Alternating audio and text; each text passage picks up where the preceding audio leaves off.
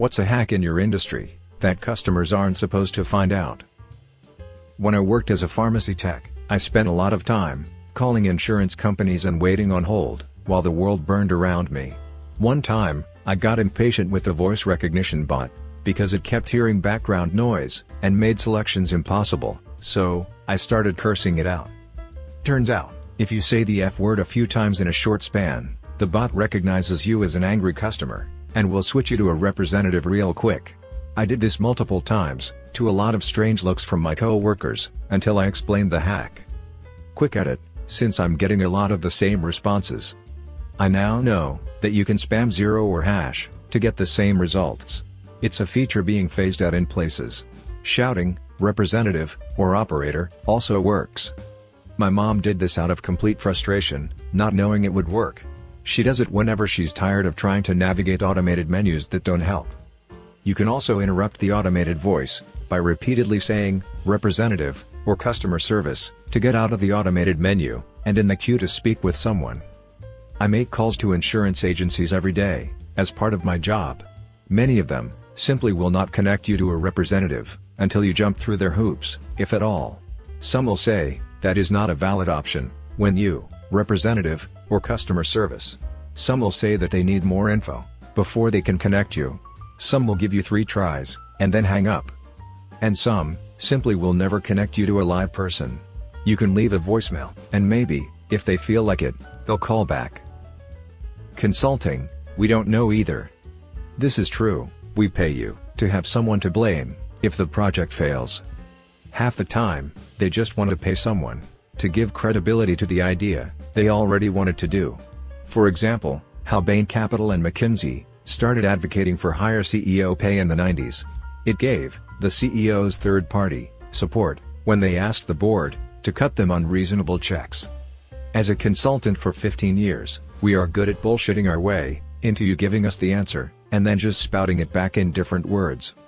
A friend of mine, who works in consulting, said 90% of his job can be summed up as, find the guy at the company who actually knows what the hell he's talking about, then send his plans to upper management. Lean into the bite.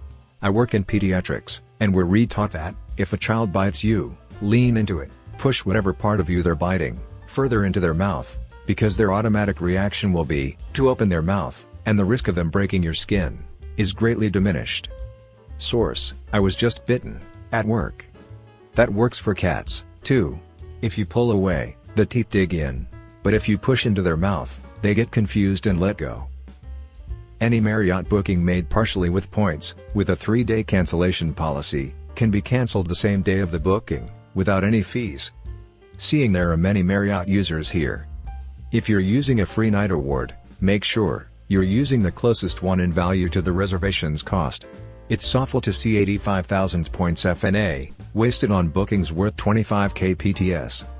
Kind of unethical, but all calls to Marriott hotels go to the same call centers. If you're in a hurry for any matter, just select new reservation, and your call will be prioritized in the queue. The guys at the call centers cannot transfer you to the front desk, you'll need to go through the menu to hear the option. Even though Expedia, Booking.com, Hotels.com, etc. offer discounts, it's worth it to book directly from Marriott, as you'll have support via phone, and you can get discounts for being a AAA member, a senior citizen over 62, or a government employee. Avoid the Marriott Vacation Club promotion, it's just timeshares, and you'll need to attend an awful presentation. If you can brighten a call center worker's day, say yes to any promotion that involves transferring at the end of the call. He'll get a reward, and you can hang up as soon as he transfers you. Just because you're on hold doesn't mean we can't hear you.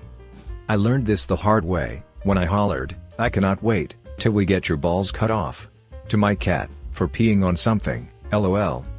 Another fun one: if you're using a chat feature, we can see what you type even before you hit enter. I've seen some wild things typed, then deleted. If you don't hear hold music, then we can hear everything.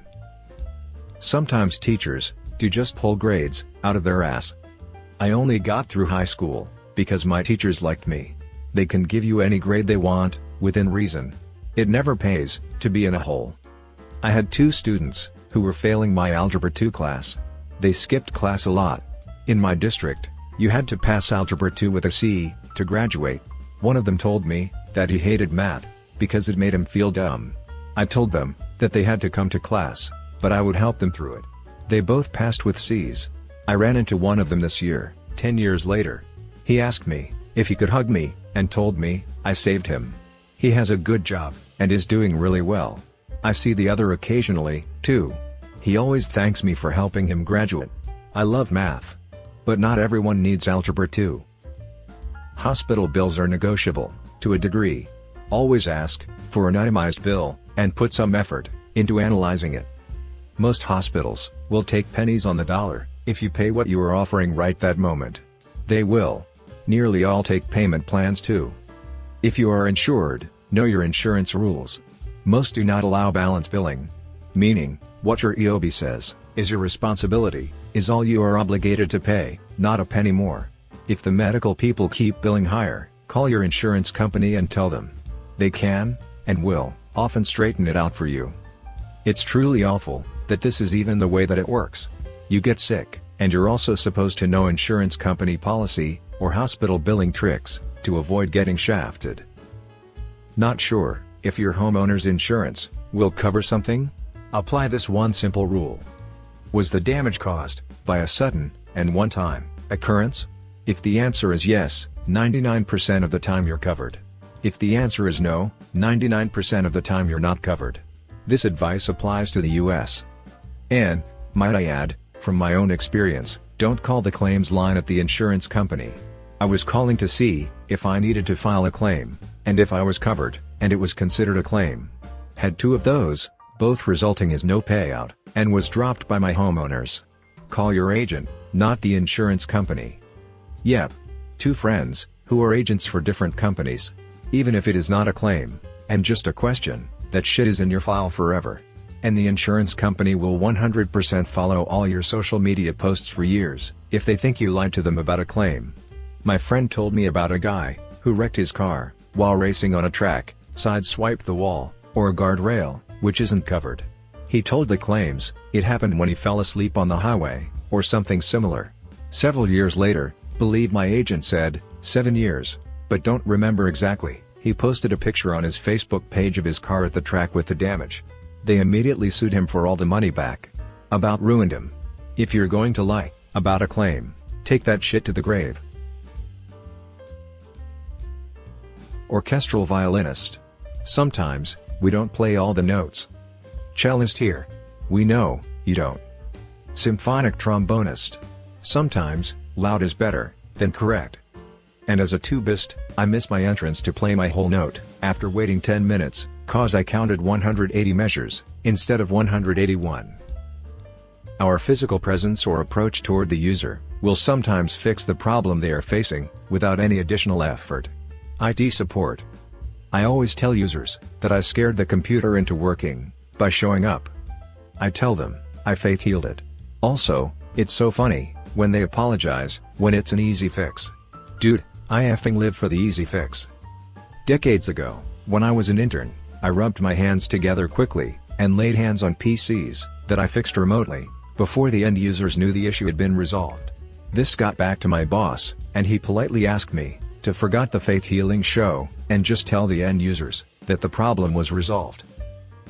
I worked at a restaurant, and one time, the chef burned the applesauce that was supposed to be served with the pork chop. He put it on the menu as smoked applesauce, and people loved it. This works as a mom with kids, too. You mess up in the kitchen, get fancy with a dinner name, and kids will eat it. I joke that being a good baker isn't chemistry. It's not telling people what you had planned to make until it's out of the oven.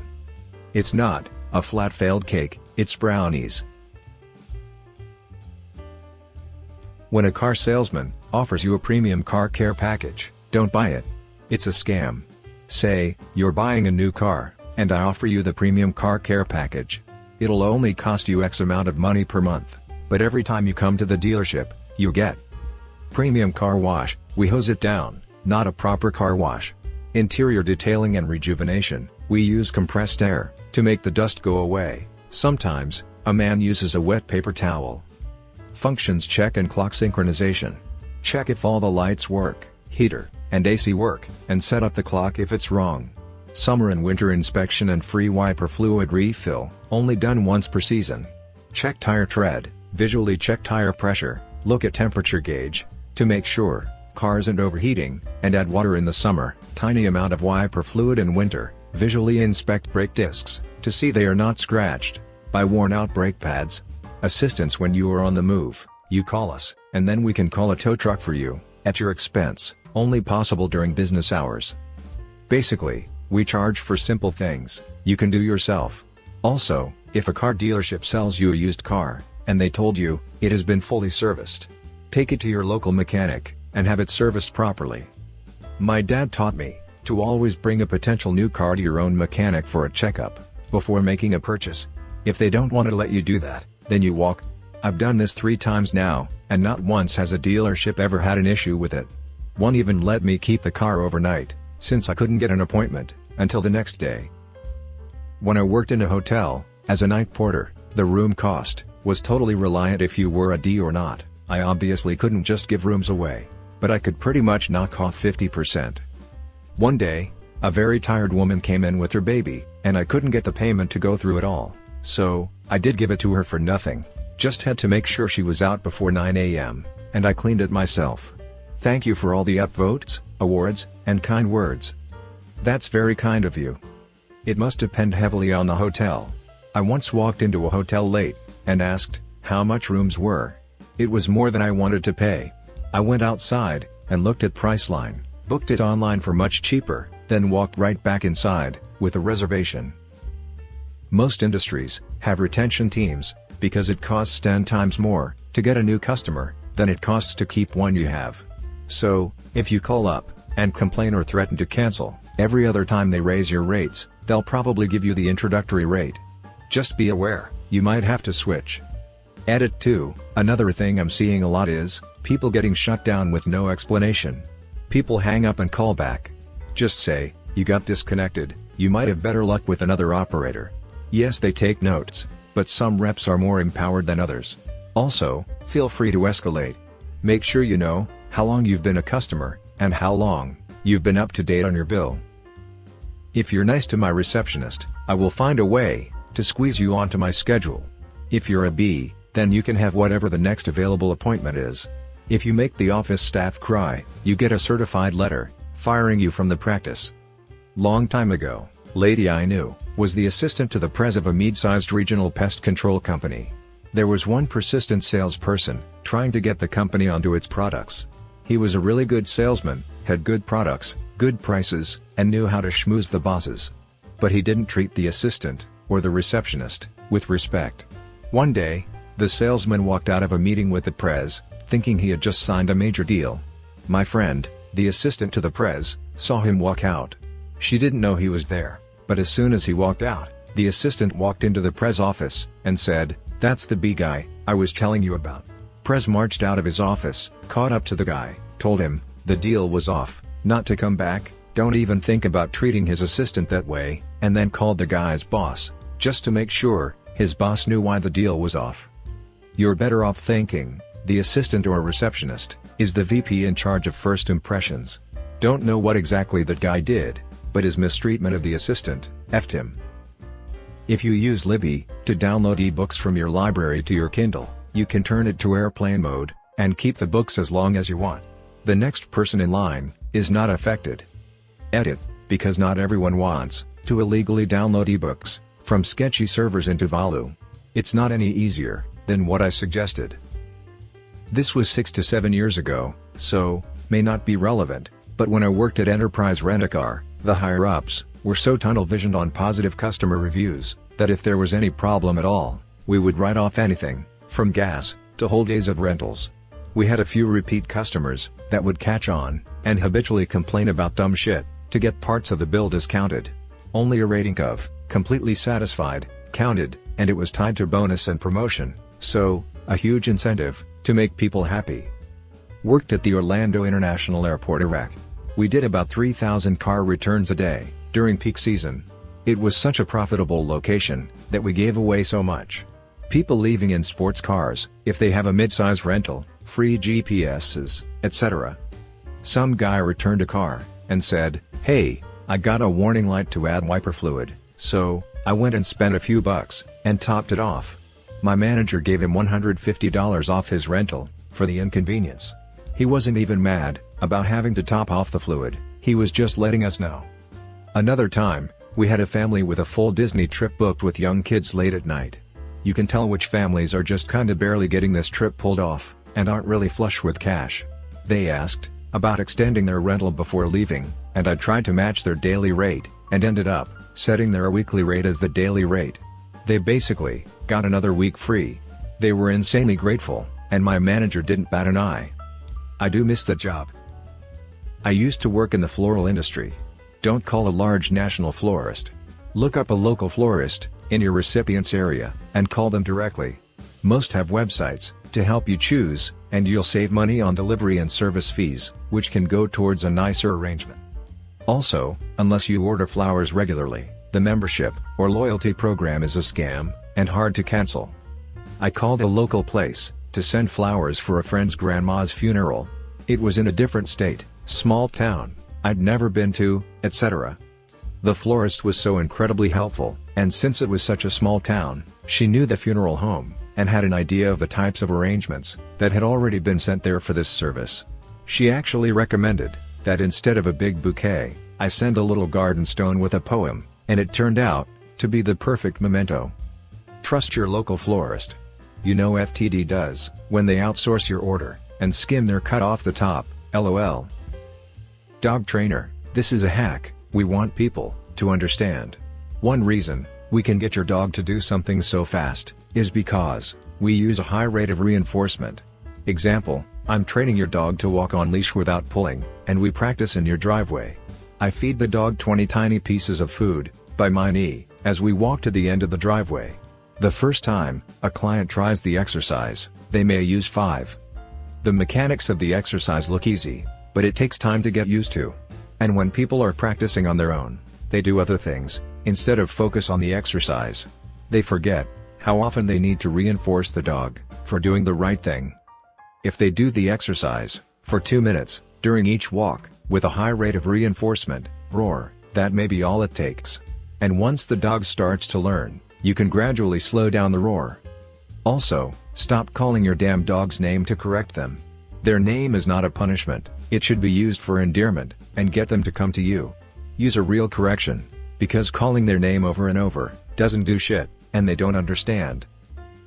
If you, or a teenager you know, are admitted to a name brand, or expensive, or rich college, and their financial aid package isn't enough, write them and ask them for more money. Mention the other schools you were admitted to, and that you received strong financial packages from them. Do not mention specific numbers, unless it's a named scholarship, for example, presidential, or provost. At least 5 of my students this year got between 10 to 20,000 extra in scholarship money, just by soliciting for it. Computer engineer here. We ship so many products that have broken features. The product is fused at the factory to disable features that just didn't bake fully before we needed to ship. Every product I ever worked on has a half dozen bugs that we could have fixed if only we had more time and money. Eventually, you have to say, it's good enough, and ship something to make money. Premium tire filling, using nitrogen instead of atmospheric air, has almost no research to back it up. There is basically no difference between the two, it's just a way for tire shops to charge you an extra $50. I must now add that I am well aware of the differing expansion factors of air and pure nitrogen, and that nitrogen can be beneficial in certain applications. However, the difference is negligible for most people who do not drive race cars or fly commercial airplanes. That is why I commented. Most people are unaware of this, and do not need to pay for pure nitrogen in their 2005 shitbox Civic. Rant over. I was at a tire shop once, waiting on getting new tires on my vehicle. There was an older man that was legitimately upset that the shop couldn't fill his tires with 100% nitrogen.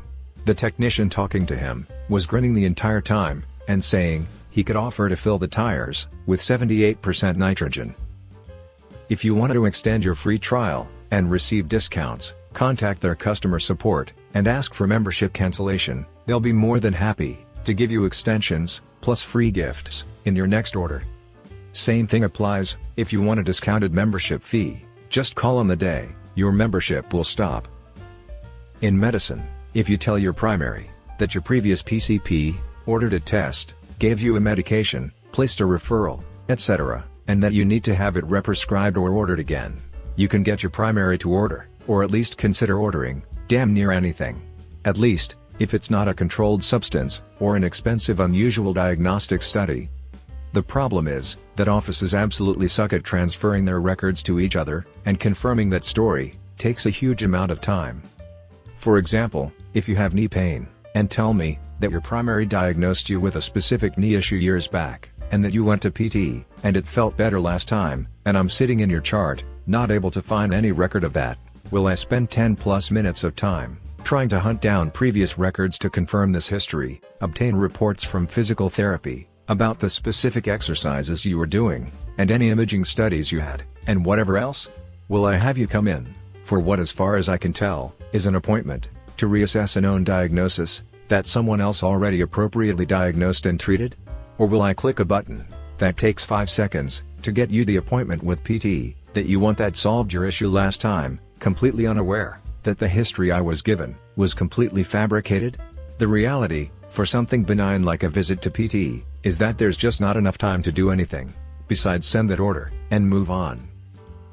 Making an application run in multiple platforms, Android, Mac OS, Windows, etc., is a huge pain, but what do all platforms have in common? They can all run Chrome, and Chrome can run portable, but slow, code. So, what do developers do? Developers write applications as standalone web pages, and bundle a whole copy of the Chrome browser to view that web page. The application now takes hundreds of megabytes of storage, eats RAM like candy, and every interaction is massively slowed down because it has to go through so many layers. The address bar is hidden, and the right-click menu is replaced, but it's still a web browser under the hood. They are basically saving developer time by wasting your time and device resources. That's a big reason why modern applications, Teams, Discord, Spotify, etc., feel so slow. Technically, Chromium, since it's missing some features, like Google account login. The most popular framework that uses this technique is Electron. Electric guitars, made out of fancy expensive wood, will sound exactly the same as guitars made out of cheap wood. The electronics system is what makes electric guitars sound different from one another, not the fancy 5A flamed maple top.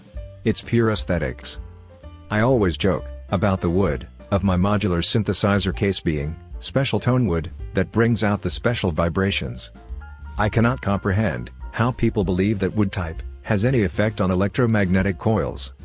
It's also perfectly valid to buy a guitar from a wood type you think is pretty. I don't get why people have to justify it with a load of mumbo jumbo